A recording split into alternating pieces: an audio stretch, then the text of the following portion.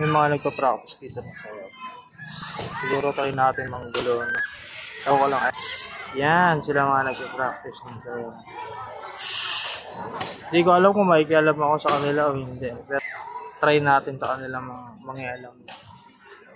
Siguro natin yung proper siguro. Tara, punta natin. Try natin silang turuan.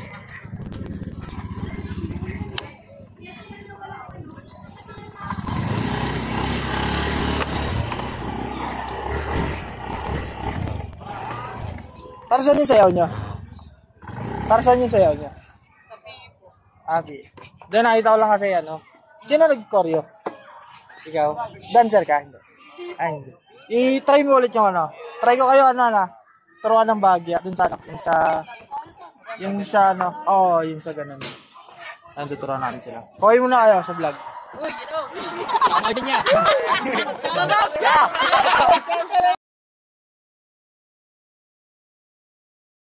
So yun mga kois, yung dapat na tuturuan natin kanina dun sa playground ng South 1 dito sa amin lang is hindi na natuloy. Pero nakausap kasi sila bago ako umalis kanina na kung willing ba sila maghintay sa akin or kung hanggang anong oras sila na available ngayong araw, kasi tinanong ko sila para saan yun, para daw sa grades nila. Ngayon tinanong ko kung kailan i-perform, bukas na daw. So yun, sad to say is hindi na natin sila naabutan ngayong gabi. Yun, tinawagan ko pa sinama ko pa si Agang, si John Lloyd. Yun, shoutout nga pala si Epoy, salamat sa pagsama. Pero hindi natin sila natulungan gawa ng umalis sila. Siguro hindi ko lang sure kung hinintay ba nila ako, parang hindi sila naniwala na babalik ako. Kasi tinuro ko lang naman sa kanila yung proper na sayaw, kung ano yung sinasayaw nila para makita yung highlights, yung tamang formation ng kamay. Yun nga, sinabi ko naman sa kanila na hindi ko sila pinipressure bilang dancer.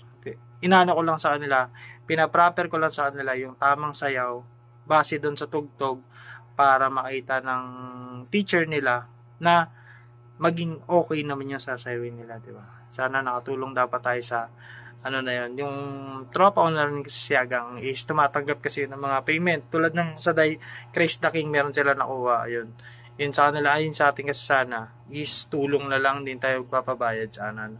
Kasi yun yung mga naging racket namin dati pag may mga ganong events sa mga school, may mga sayaw kami po yung Roma Racket lagi, lalo na kung alam mo na walang contest, yung ginagawa namin racket. Ayun, shoutout lang pala sa inyo. Sana maging okay din yung performance nyo para bukas. Tapos sa grades nyo. Mag-ingat kayo palagi and peace out.